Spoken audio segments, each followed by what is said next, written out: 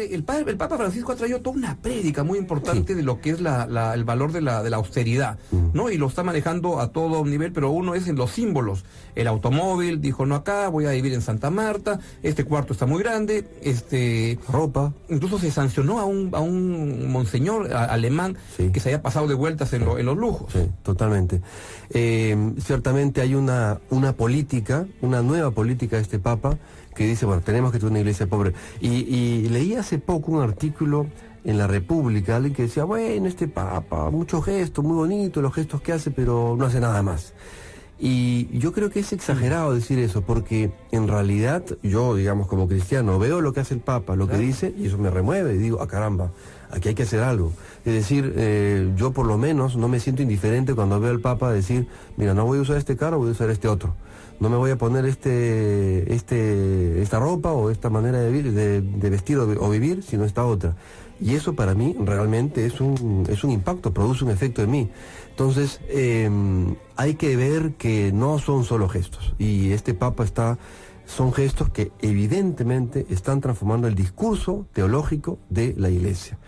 Y el discurso teológico se cambia regresando a lo que en América Latina se trabajó hace mucho tiempo, que es el discurso en y por los pobres. O sea, no podemos hablar del Evangelio, no podemos hoy en día hablar de la trascendencia y del mundo del más allá, si no nos ocupamos de este mundo y de cambiar las condiciones sociales, políticas, económicas de las personas aquí. O sea, no es posible que hablemos solamente de un discurso del más allá. O sea, eso no tiene sentido. Ahora, yo también leía esos artículos, creo que era mi amigo Pedro Salinas, creo, lo escribía, no sé, no que le tengo mucho cariño, pero... Sí, yo lo leo también. Los gestos son importantes. Los gestos son importantes. Y especialmente en instituciones globales, como es la Iglesia, ¿qué más institución global que es la Iglesia? Pocas, no sé, la corporación más grande no tiene la globalización que tiene la Iglesia Católica. Los gestos son tremendamente importantes para que las ideas puedan viajar rápidamente e ir llegando. Pero hay como una demanda de decir... Bueno, recién va a cumplir un año el Papa Francisco, ¿no? ¿Qué es lo que puede venir a continuación? ¿Qué puede significar? Y esto conversamos una noche en Buenas Noches sobre ese tema. ¿Qué puede esperarse de estos discursos nuevos, actitudes, gestos nuevas que trae el Papa Francisco? ¿Dónde va a llegar esto? Yo creo que se puede especular. Efectivamente, dentro de lo que se puede especular, yo diría, en primer lugar, yo creo que ya hay algo en movimiento. Es un año, quizás ahora estoy completando lo que dije aquella vez, yo creo que ya hay algo en movimiento. Yo últimamente estaba conversando con diferentes personas, ¿no? Diferentes medios, creyentes y no creyentes, y todos tienen la misma sensación de que algo está en movimiento. Justamente por eso decía, no somos indiferentes a un Papa que dice seamos pobres. Entonces, yo creo que ya es un avance. Y en segundo lugar, yo creo que una de las cosas que va viniendo, es la transformación de las políticas de la Iglesia. Hoy en día tenemos varios debates en ciernes, y yo creo que este Papa está poco a poco haciendo que tomemos en cuenta en nuestros debates, debates que participa la Iglesia, otros puntos de vista que antes no hubiéramos considerado. ¿Por ejemplo? Bueno, es un tema álgido del cual no quisiera entrar, pero solamente voy a, de manera somera, el tema de la unión civil, por ejemplo. Bueno, cuando es verdad, el Papa no ha dicho, bueno, seamos flexibles, qué sé yo, pero el Papa dice, bueno, yo no soy nadie para condenar. Pero ya ese dato simple y sencillo nos dice, bueno, pensemos, porque aquí hay algo que pensar. Y nos hace descubrir que hay temas que son opinables. No quiero emitir mi opinión, pero son opinables. Podemos opinar sobre esos temas y tenemos que, una opinión, por supuesto, tiene que informarse, tiene que trabajarse, etcétera, pero podemos discutir y podemos conversar. Creo que eso es lo importante. Y de esa manera, pienso que hay otras cosas que van surgiendo en la Iglesia gracias a esos gestos. Y eso implica una apertura a discutir, a dialogar. A dialogar, ¿no? Y a entender los temas y los problemas de la sociedad. Así es. Y no partir simplemente simplemente de ideas concebidas. Bueno, toda idea es preconcebida de alguna manera, pero ser capaces de revisar esas ideas, no simplemente para cambiarlas y para decir cambiemos todo, porque la moral tiene cierta objetividad, cierta historia, pero por lo menos para ver de qué manera nuestras maneras de vivir pueden estar más cerca del Evangelio.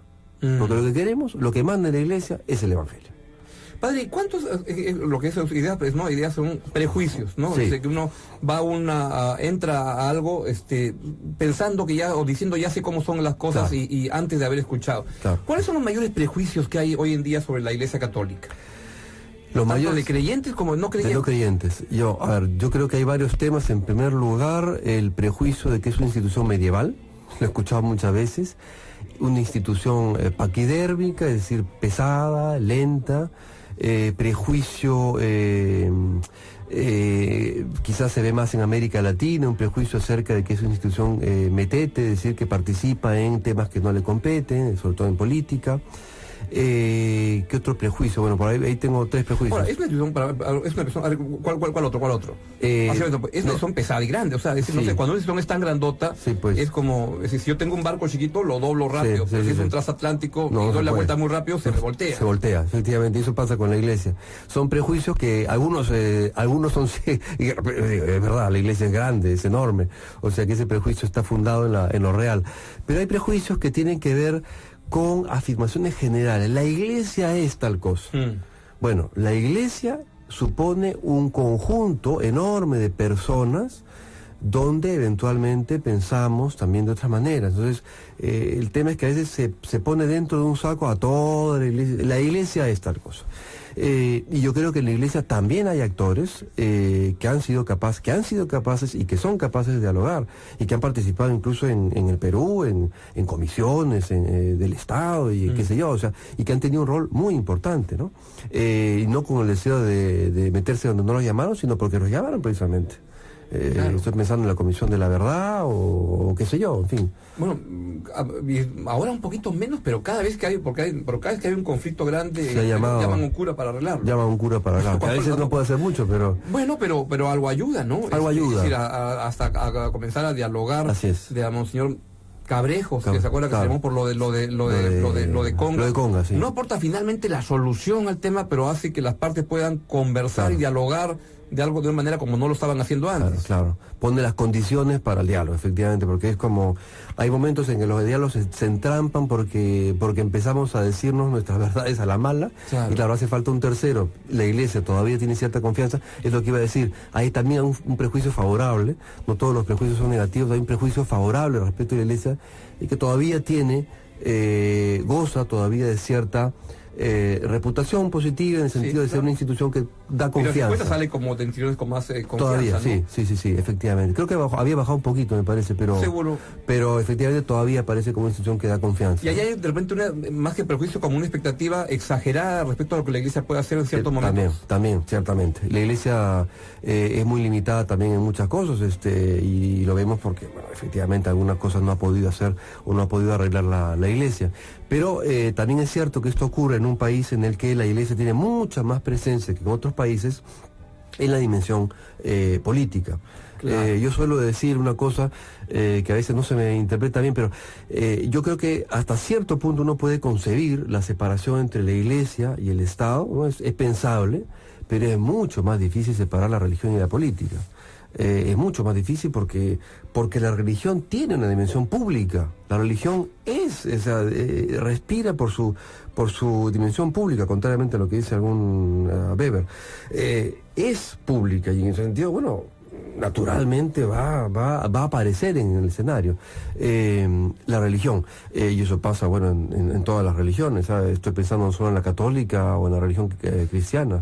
Todas las religiones. Pero la católica del Perú, por su relevancia en dimensión, tiene un peso, ¿no? Y por ejemplo, en ese sentido también alguna gente critica, por ejemplo, al cardenal, cuando dicen, yo siento que la iglesia tiene una posibilidad de entrar a los temas cotidianos. Yo, por ejemplo, no me pierdo el programa del cardenal los sábados a las 10 de la mañana en los programas, claro. Y ahí me gusta el análisis político, pero claro. siento que es un punto de vista que es relevante, en el cual puedo estar en contra o a favor, claro. etcétera, ¿no? Pero que es relevante para lo que ocurre. ¿Qué puede hacer la iglesia por los pobres? Entrando a políticas, políticas públicas, diseño de políticas o mensajes, ideas que los gobiernos deben tener. ¿Qué puede hacer por los pobres la Iglesia Católica?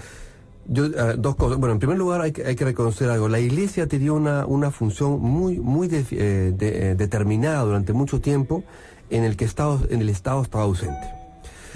Cada vez tenemos un Estado que es más fuerte, sobre todo porque, bueno, tienen una economía más solvente, etcétera, y por lo tanto tienen la capacidad, por lo menos económica, para desarrollar políticas de desarrollo que antes no realizaba. Y la Iglesia, las iglesias y las religiones, porque no solo la Iglesia Católica, cumplieron un rol fundamental para cubrir estas ausencias, con campañas de alfabetización, campañas de salud, etcétera. Hoy en día, es verdad, el Estado cada vez más realiza ese tipo de cosas.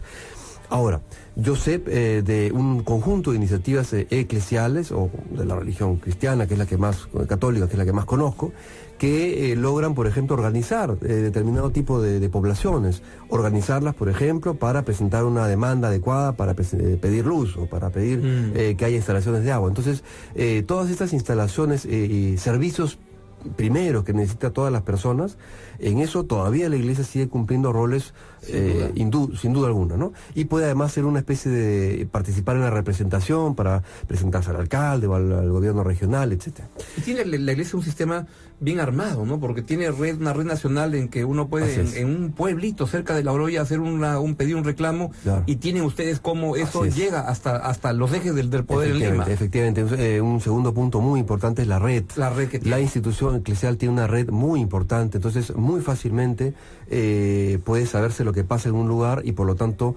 contribuir y cooperar. Que no tienen los partidos políticos. Que no tienen los partidos políticos. Claro. No tienen los partidos políticos, efectivamente.